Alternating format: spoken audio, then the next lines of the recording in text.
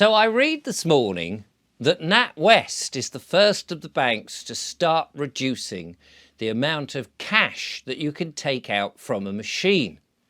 So you can go up to the machine, oh, I've got some cash, I need to pay the builders to fix my wall or the roofers to fix that leak, and they prefer, for whatever reason, to be paid in cash.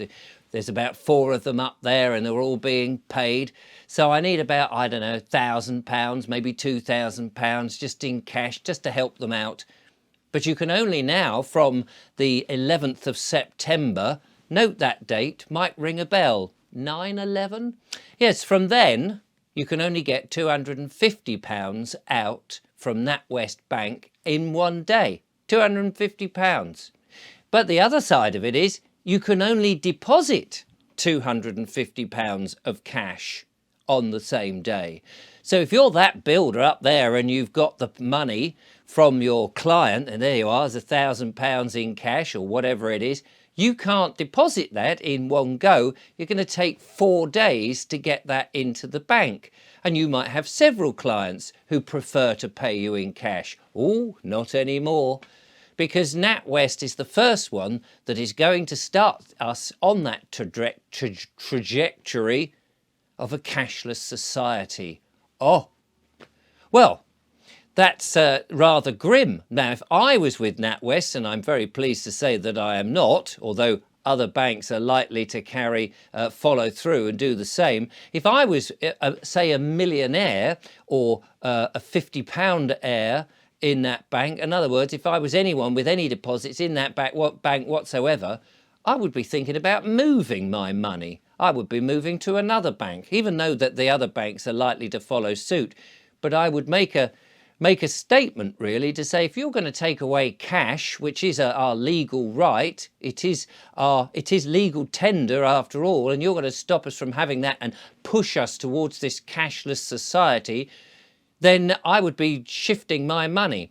Because remember, when you pay in cash, it's between you and whoever it is you're giving or buying the money, the object with. So you're paying cash for a car, there you go, there's the money, thank you very much. Nobody need know, it's private, between you and them. It looks like the bankers and the government don't seem to want to have that private transaction. Oh, no, no, no, that tooth fairy has got to account for every penny or pound or £5 or whatever the tooth fairy delivers these days, and they'll have to do it in some digital currency, because this is the way it is going.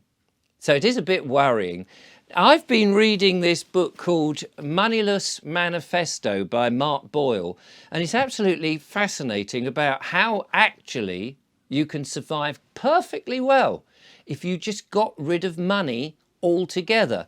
The first chapter gives you some incredibly good arguments for not having money. The best argument I can think of is all those people that seem to want to run the world, that top-down government, the people who are bending the ear of governments, individual governments across the world who fly around in private jets. If we all went to a gift economy, in other words, we gave our time for free with no idea of getting anything back, we just helped one another, we got rid of money altogether, those people would be poor. Those people, you know, the billionaires, they wouldn't have any money at all. It would be worthless to them, because if people were basically helping each other and working and doing things for no money, for love, raising their vibrations, just getting together as communities, growing stuff, helping stuff, fixing people's roofs, and everybody was just in it for each other, then you can't help feeling that those billionaires who have no real skills whatsoever, they can't grow actually themselves, grow food. They can't fly private jets themselves. They can't do anything. They're pretty rubbish, other than trying to dominate the world and poison the air and poison the food and poison the water and poison us. But other than that, they rely on lots of other people, and the only way they rely on them is paying them. Take away the money, you take away the problem. But anyway, in the meantime, we've got this bit of a juggle. So I don't know what you're going to do. Are you going to take your cash out And then what will you do?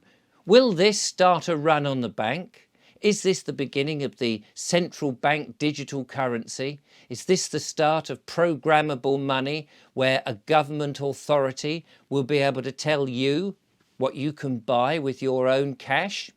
Or will we start to see people work out another money system, whether it's a moneyless system or a completely new type of money? It's going to be interesting to see, don't you think?